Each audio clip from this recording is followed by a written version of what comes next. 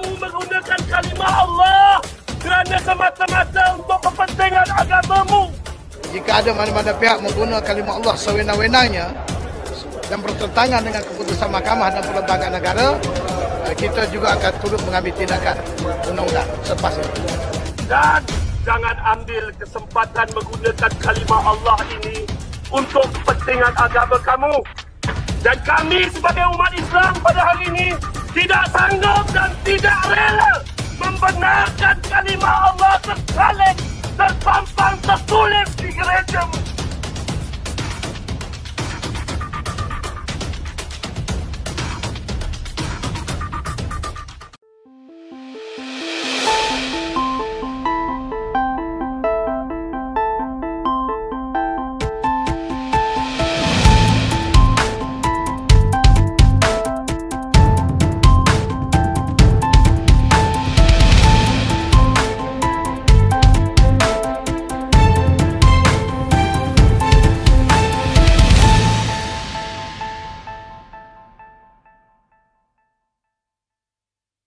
Shalom sahabat gereja YouTube. Sejauh pengetahuan saya, pemerintah Malaysia pernah mengeluarkan larangan penggunaan kata Allah dalam Alkitab dan juga di gereja melalui Kementerian Dalam Negeri pada tahun 1943.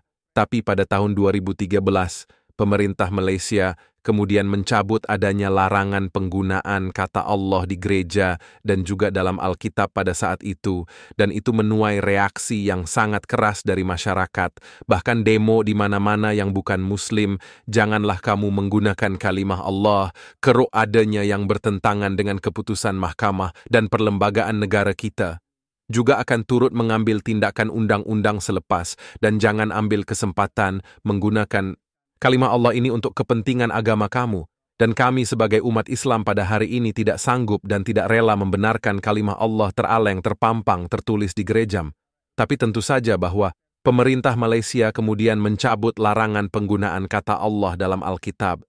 Dan di gereja saat itu tentu berdasar pada perkembangan pengetahuan bahwa tidak terlalu etis dan tidak terlalu mendasar melarang orang Kristen menggunakan kata Allah dalam Alkitab dan juga di gereja, atau dengan kata pemerintah Malaysia akhirnya merasa bersalah dan merasa bahwa larangan tersebut sama sekali tidak mendasar secara historis.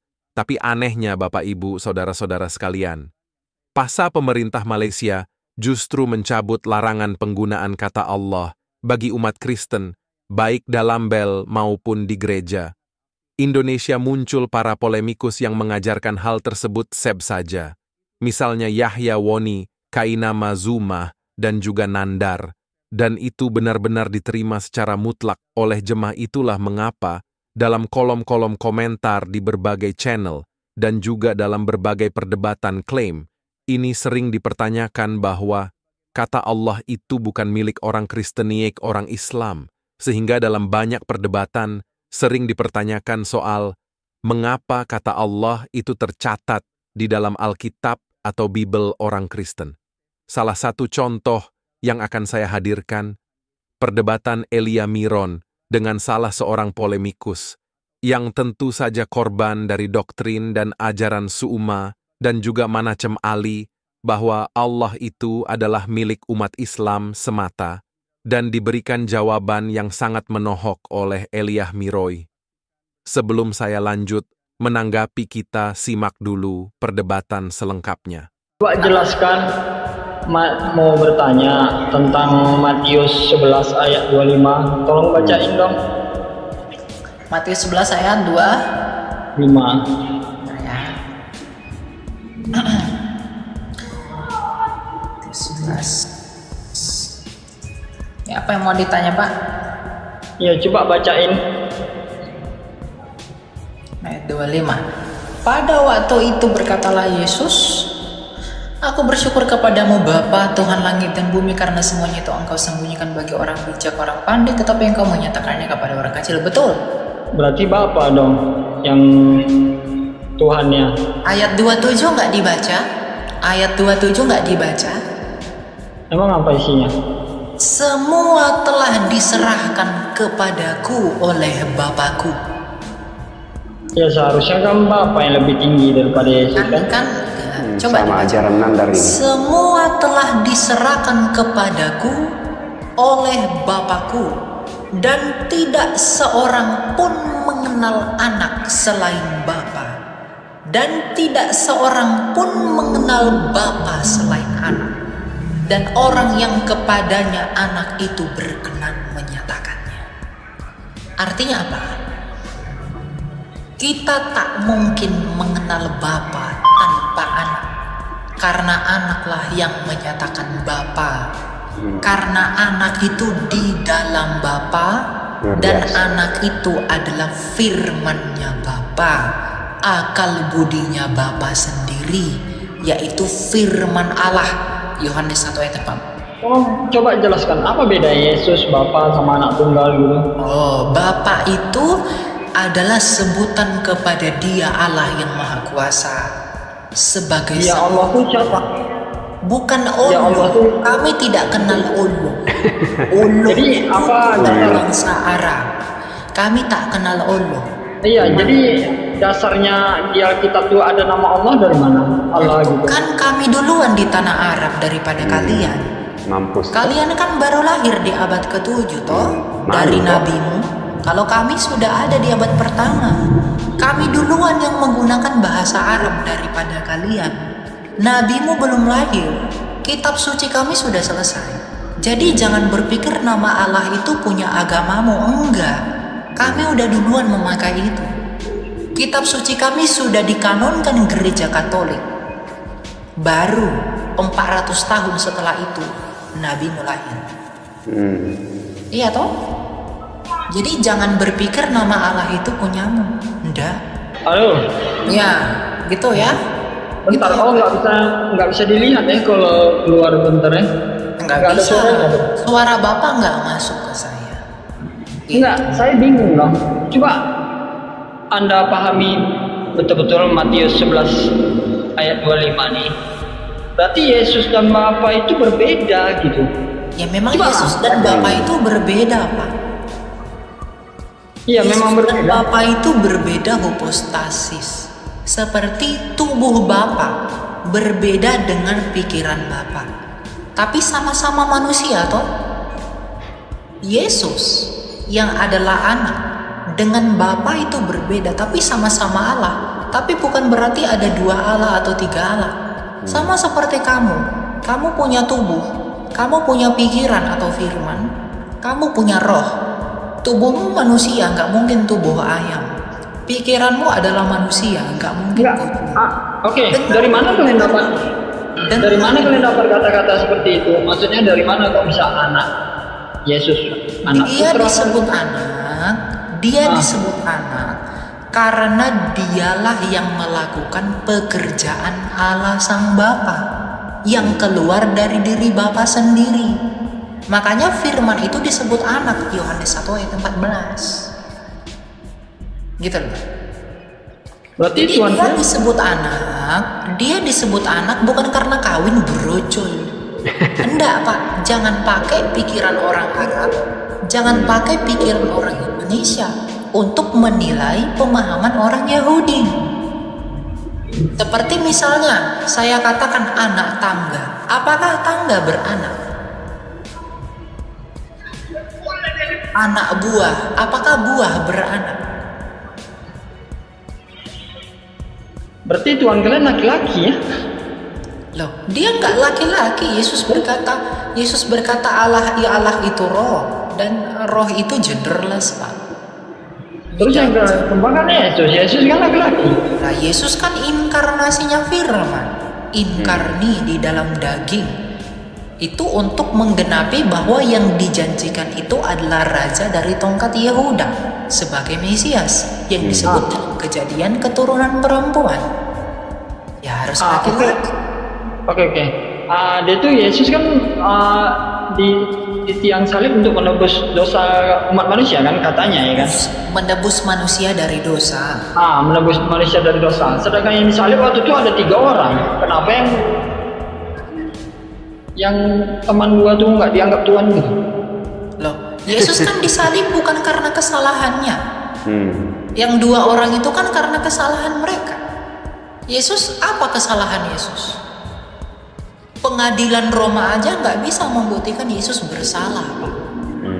Oh, berarti kalau memang Yesus nggak bersalah, itu kenapa dipaksa gitu? Ya, itu desakan politik orang Sanhedrin. Sedangkan Yesus nggak mau sebenarnya disalib kan? Siapa mengatakan Yesus nggak mau disalib? Ketika Petrus menghalangi penyaliban, Yesus nggak mau. Yohanes 10 ayat 17, Yesus berkata, "Aku memberikan nyawaku dan berkuasa menerimanya kembali." Jadi Yesus datang ke dunia ini memang untuk mati, Terus mengalami kematian. terus Yesus pasrah gitu. Ya, dia akan datang karena kerelaan hatinya untuk menjadi korban yang sempurna. Ya, terus dia menyerahkan diri dia gitu. Betul. Sedangkan dia aja disiksa, katanya disiksa di filmnya saya lihat kan kemarin. Ya, memang betul.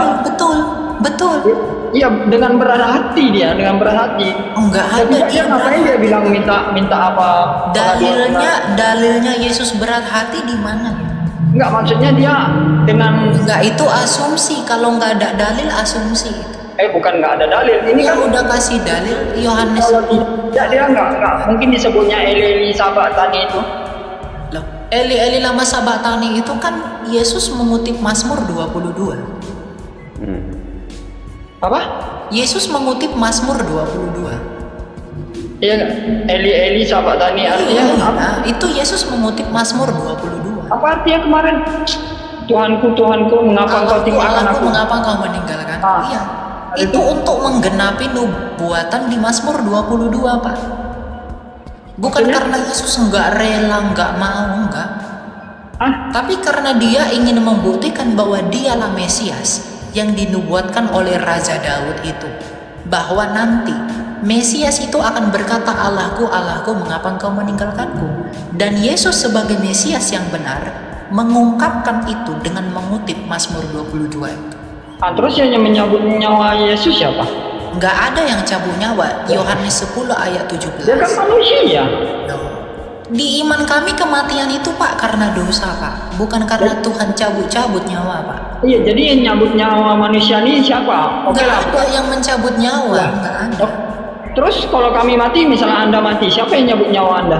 Saya mati itu karena memang dosa saya, karena tubuh saya udah nggak sanggup lagi dan sebagainya. Jadi nggak ada Tuhan yang nyambut, bukan Tuhan yang nyambut. Tuhan itu menciptakan manusia untuk hidup, bukan untuk dicabut-cabut nyawa. Berarti yang mematikan siapa? Nggak ada yang mencabut nyawa, Pak. Terus gimana sih? Ya jangan samakan dong Tuhanmu dengan Tuhan saya. Enggak, maksudnya oke lah, yang menghidupkan kita ini Tuhan, Anda bilang kan? Betul. Oh, berarti kita saya tanya Anda kembali. Berarti Tuhanmu menciptakan kamu untuk dicabut nyawanya? Bukan gitu, Mak. Kita diciptakan untuk Kami itu jelas. Kami itu diciptakan untuk hidup kekal, tapi dosa yang menyebabkan kematian. Tuhan tidak pernah ciptakan manusia untuk mengalami kematian. Oke lah. Dosa Jadi yang menyebabkan kematian. Oke, jadi yang yang mencabut nyawa kita ini siapa? Nggak ada yang mencabut nyawa. Itu kamu terlalu terperangkap dengan dogma agamamu. Jadi kamu percaya cabut-cabut nyawa. Di iman kami itu nggak ada, Pak. Nggak ada yang cabut nyawa. Terus kalau tidak ada nyabut nyawa, seharusnya Anda tahu kapan Anda mati. Justru itu justru karena itu kita tidak tahu. Justru kita nggak tahu kapan kita mati. Gitu loh. Kalau Tuhan ciptakan manusia untuk dicabut nyawanya, buat apa diciptakan? Emang Tuhan main dadu? Emang Tuhan main boneka, main drama gitu? Tuhan ciptakan, berikan nafas terus nyawanya dicabut gitu. Buat apa, Pak? Tuhan kami nggak kurang kerjaan seperti punyamu. Ya terus kalau nggak Tuhan yang nyabut siapa? Kok bisa? Tidak mencabut nyawa, Dia mengizinkan kematian. Tapi bukan Dia yang mencabut. Roma 6 ayat 23. Upah dosa adalah maut. Dosalah yang membuat kematian itu ada. Makanya Yesus datang ke dunia ini adalah untuk mengalahkan kematian itu melalui kebangkitannya. Makanya mengapa Yesus datang itu untuk mati? Ya untuk mengalahkan kematian. Paham ya? Gitu ya.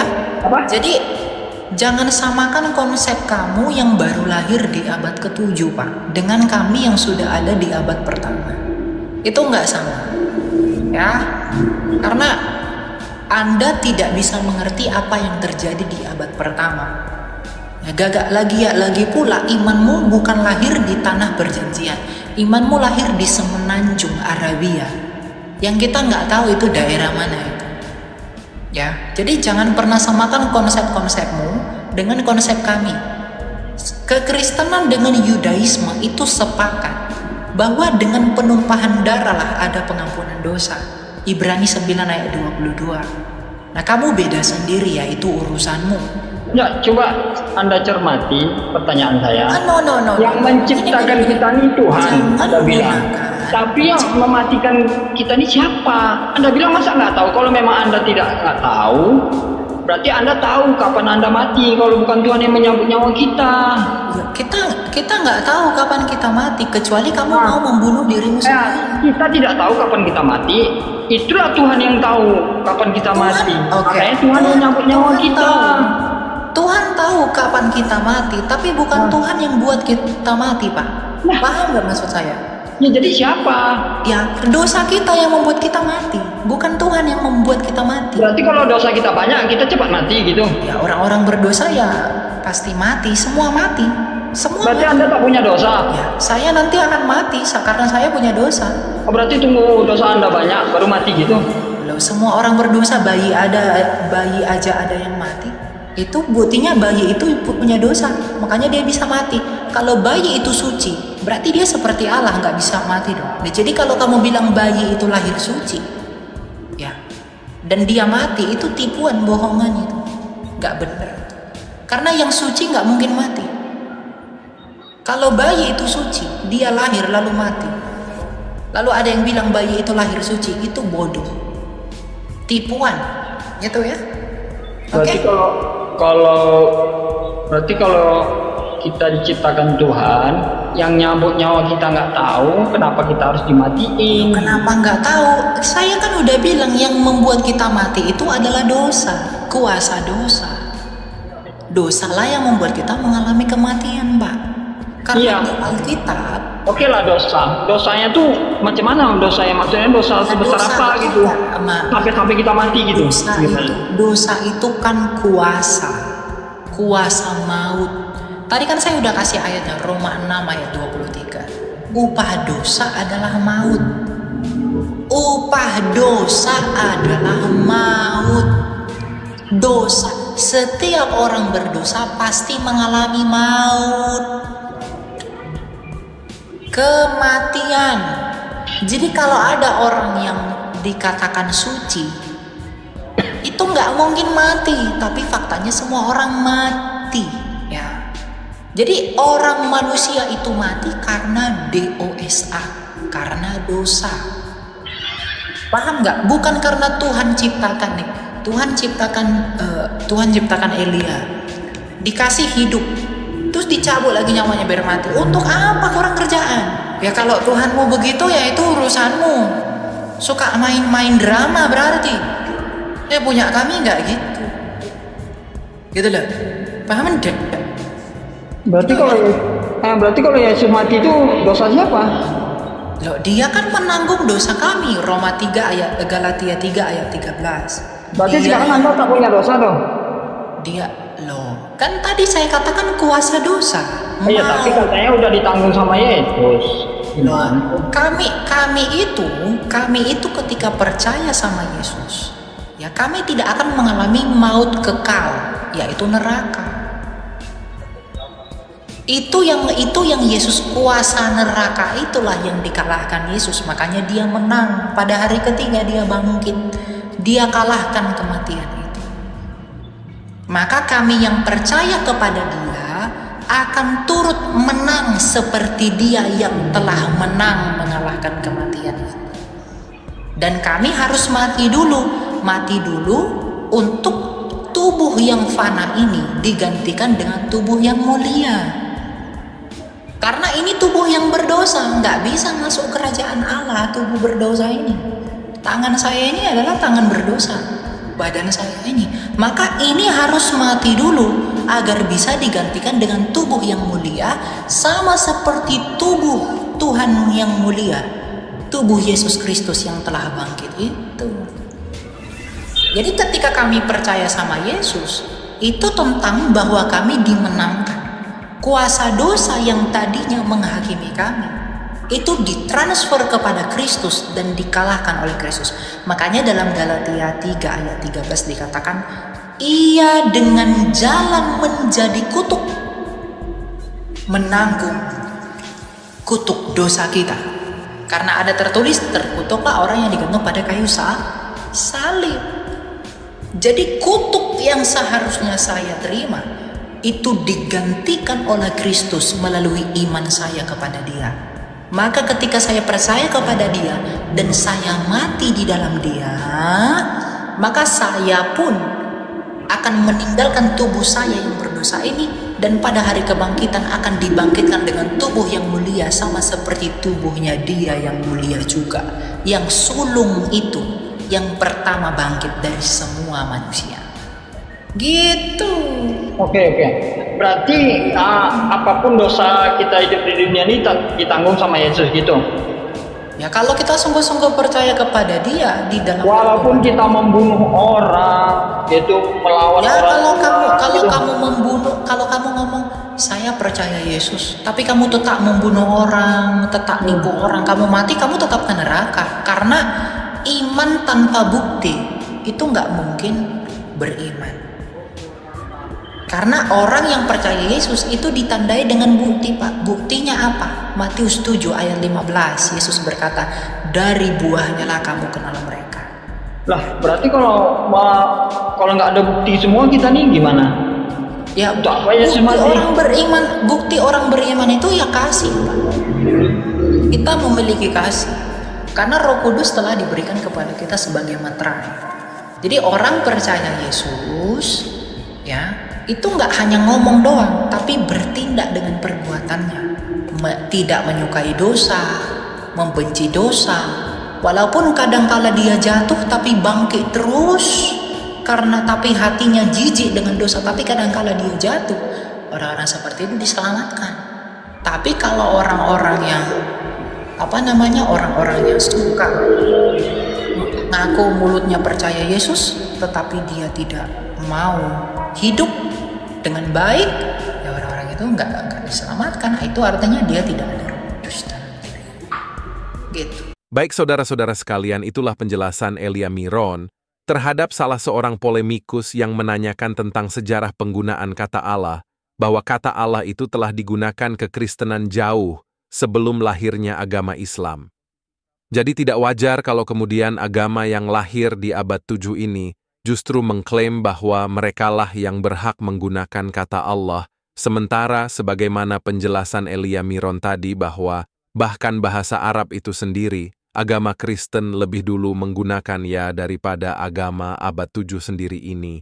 Jadi sangat tidak layak secara historis seperti yang dilakukan oleh Menachem Ali Suma dan kawan-kawan yang mengajarkan kepada umat satu klaim kosong bahwa merekalah yang paling berhak menggunakan kata Allah. Itu sebagaimana juga yang telah diatur dalam aturan pemerintah di Malaysia tahun 1993, tapi akhirnya dicabut pada tahun 2013. Tentu saja dengan kesadaran bahwa apa yang mereka larang itu adalah sesuatu yang tidak historis bagi mereka. Nah juga, Elia Miron kemudian memberikan penjelasan panjang lebar terkait dengan seperti apa itu konsep penebusan, dan seperti apa itu hakikat Allah atau Tritunggal yang dipahami dalam kekristenan. Tapi nyata bagi kita semua bahwa saudara-saudara kita di sebelah ini umumnya beriman, bukan berdasarkan hasil pembelajaran mereka terhadap agama mereka sendiri, dan juga terhadap agama yang ada berdampingan dengan mereka, khususnya agama Kristen, tetapi mereka beragama semata-mata berdasarkan klaim-klaim kosong yang diajarkan oleh para pemuka-pemuka agama. Mereka nyata dari pertanyaan-pertanyaan yang diajukan kepada Elmiron tadi, sama sekali tidak berbobot. Ya, dan itulah mengapa Elia Miron memberikan jawaban, seolah-olah dalam tanda kutip enteng saja ya memberikan jawaban terhadap sang polemikus tadi yang nanyanya mutar-mutar. Ya seperti halnya polemikus yang lain, katanya gunakan pikiran, katanya main logika. Tapi justru mereka selalu mengungkapkan pertanyaan-pertanyaan yang sangat-sangat irasional. Nah, karena videonya cukup panjang dan sudah sangat jelas diuraikan panjang lebar oleh saudara kita, El Miron, terkait dengan penebusan dosa hakikat Allah atau Tritunggal dan juga sejarah penggunaan kata Allah bagi umat Kristen. Karena itu saya tidak ingin memberikan tanggapan lebih jauh. Saya hanya mengucapkan terima kasih banyak, Anda telah setia menyimak penjelasan Elia, dan kiranya itu mengedukasi kita semua agar dari hari ke hari kita semakin beriman dan juga semakin berilmu dalam agama yang kita. Jangan lupa komen di kolom komentar dan subscribe channel ini. Shalom Bapak Ibu yang kami sangat hormati dan kasihi, dalam nama Tuhan Yesus Kristus. Beberapa waktu lalu kami telah menyelesaikan pelayanan kami di pedesaan. Kami membuat satu terobosan untuk membuat mobil ambulan gitu ya, untuk transportasi.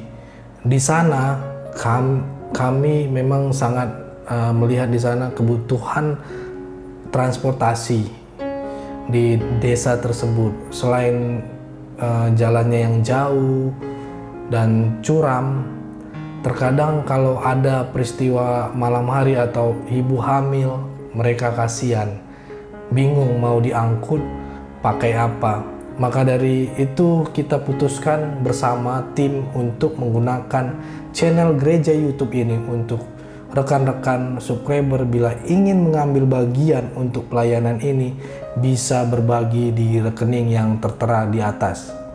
Ayo ambil bagian. Kami perkirakan habis sekitar 130 juta karena untuk membeli mobil dan dekorasi ambulan tersebut. Apalagi ditaruh oksigen, peralatan oksigen dan lain-lain.